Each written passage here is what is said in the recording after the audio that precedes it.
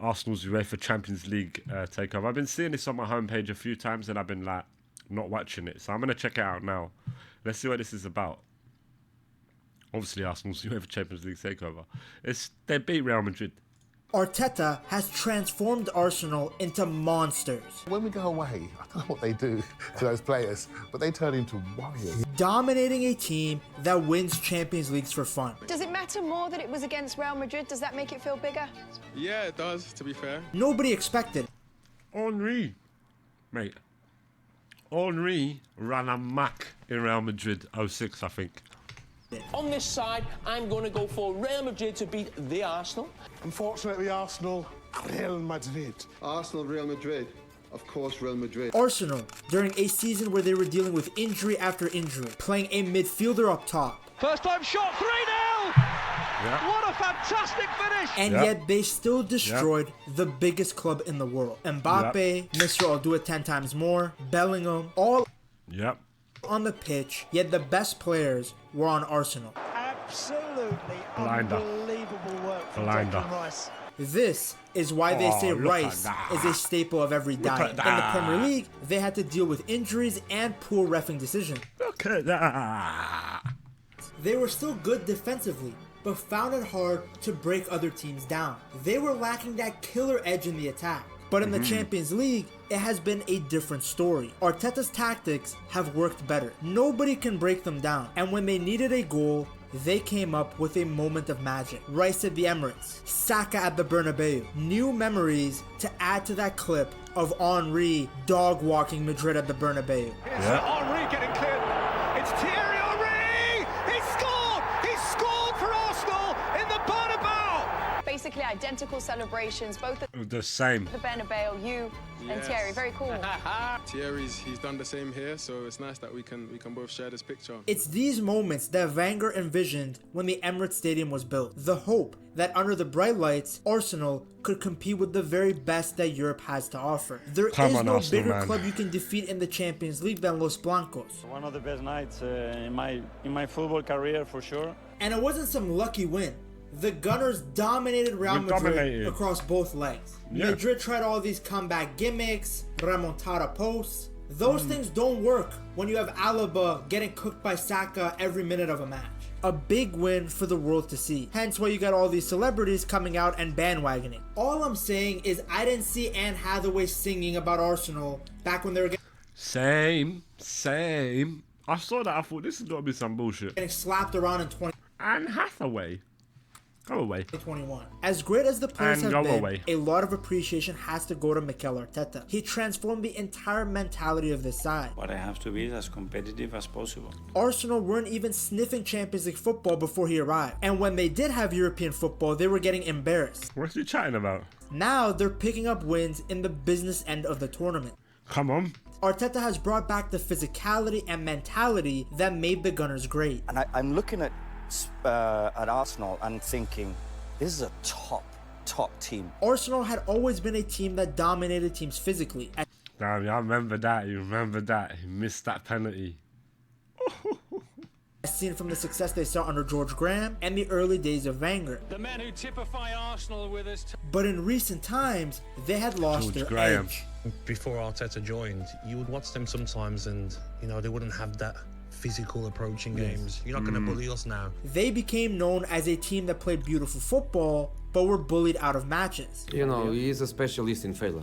Well, Arteta has changed that mentality and brought back the qualities that made Arsenal such a successful club. Arteta is better than Arsene in terms of management, of being ruthless with his players. That's the first part of it, to create an atmosphere that makes it really good for our players, really difficult for the opponent. He has a strategy that will take Arsenal back to the top. You know that Arsenal are good again when there's jealousy towards them rather than pity. Well, I prefer this match more than somebody clapping my back after the game saying, well done, you guys are in the right direction. The Premier League slipped by them, but now the team's focus is on the Champions League. 2 deep runs in the tournament in back-to-back years, the Gunners are finally making some noise on football's biggest stage.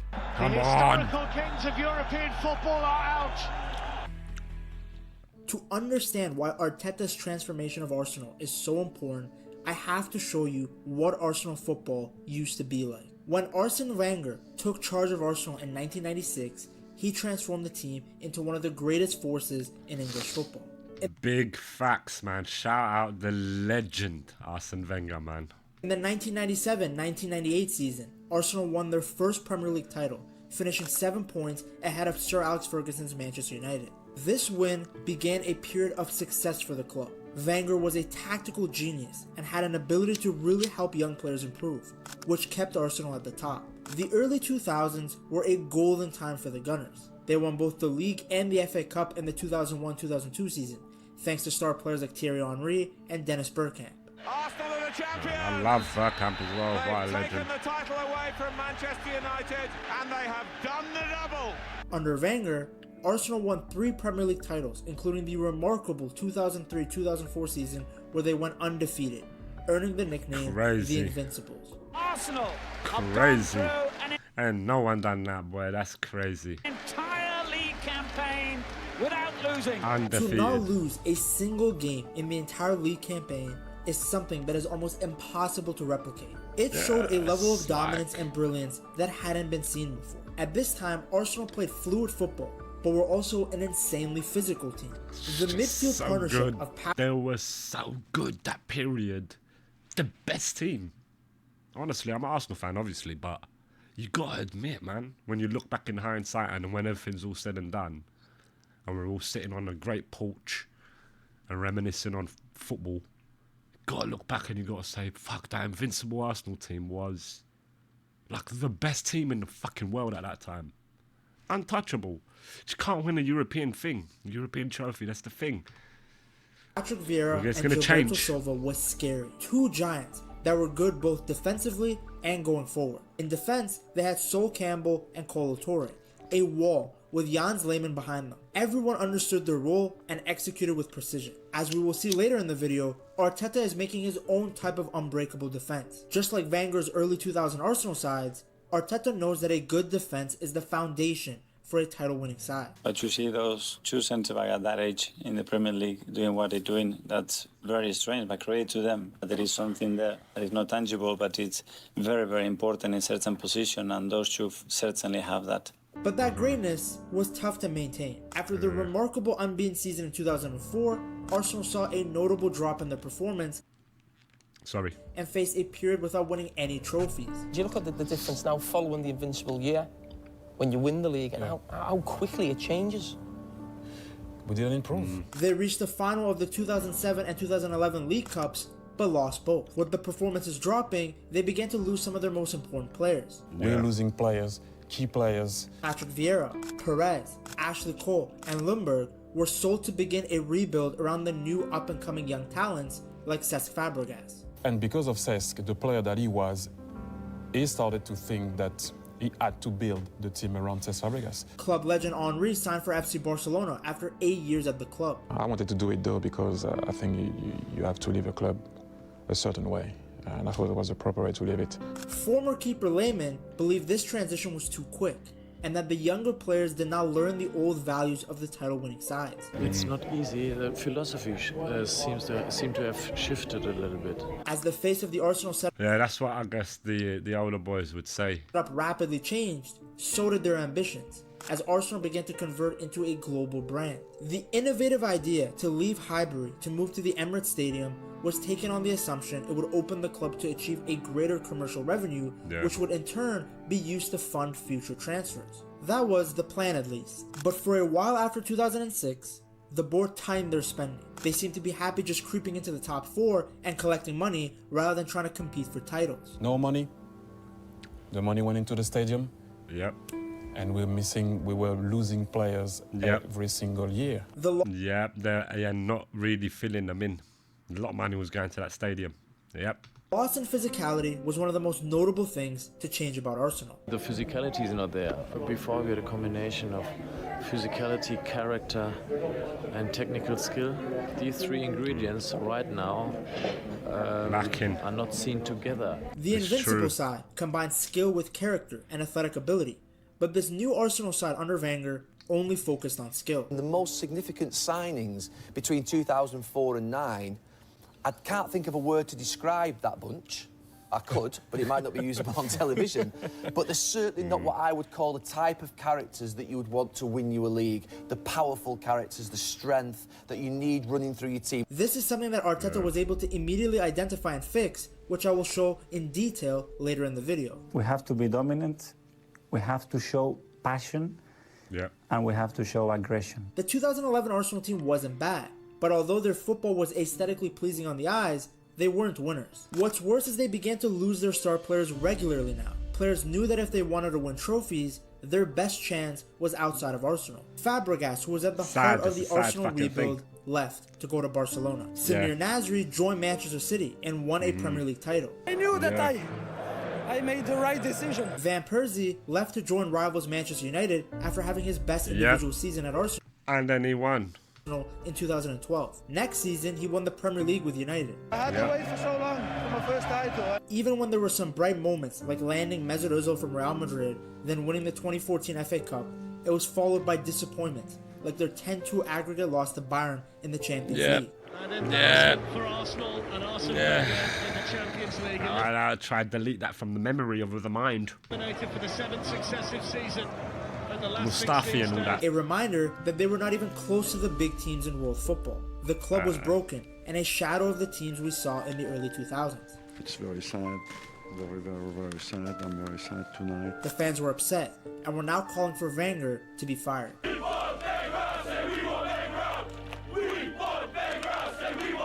Things only got worse under Unai Emery.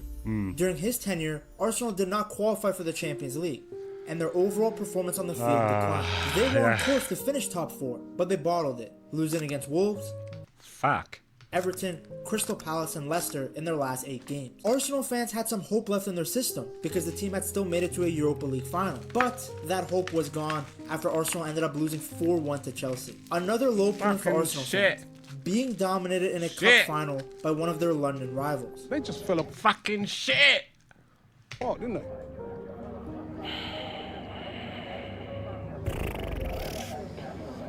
He's speechless, and I can understand why. It was poor. The next season didn't get any better, especially when the Xhaka incident occurred. Xhaka was made the Arsenal captain by Emery, and when he was subbed off against Crystal Palace, he was booed by the Arsenal fans for his poor performances on the pitch. The Arsenal captain cupped his ears while hurling swear words back at his own fans. A symbolic moment that reflected the disaster that was the Emery era at Arsenal. Big facts, bro. Big dissent, big issues inside. That's what that shows. Really hard to come back from that. When I left the club and I was somewhere else and I was looking back, all the comments, the energy, when I went to the stadium and feel that, it really touches my tummy. But Arteta has changed my tummy. All of that. He came in and immediately got rid of the players that he felt were holding the club back. He was here to change the entire mentality and emotion around the club. I want to embrace everybody together. Change the vibe, change the energy, bring energy back to them and convince them and make them feel this we love to do this. This is our profession and we could not pick a better place to do it. Yeah, you got to remember, mate, you're a professional footballer. You live in your dream. Come on. For Emery and Wenger, defending was an issue. Not under Arteta though. The partnership of Saliba and Gabriel is arguably the best centre-back partnership in the world. Fast, strong, good on the ball. These are two. And Arsenal always sort of had that. They always had like Martin Keown Adams. They always had like a solid. Always have that, man. Two players who take pride in defending. Solid they back. are a brick wall. Yeah, and man. what's fantastic is they were pretty much two very unknown talents in Ligue 1 just a few years ago. The same way that Wenger used to develop good players into great, Arteta is doing the same thing. Then if you can somehow get past those two titans, you have to get past Raya.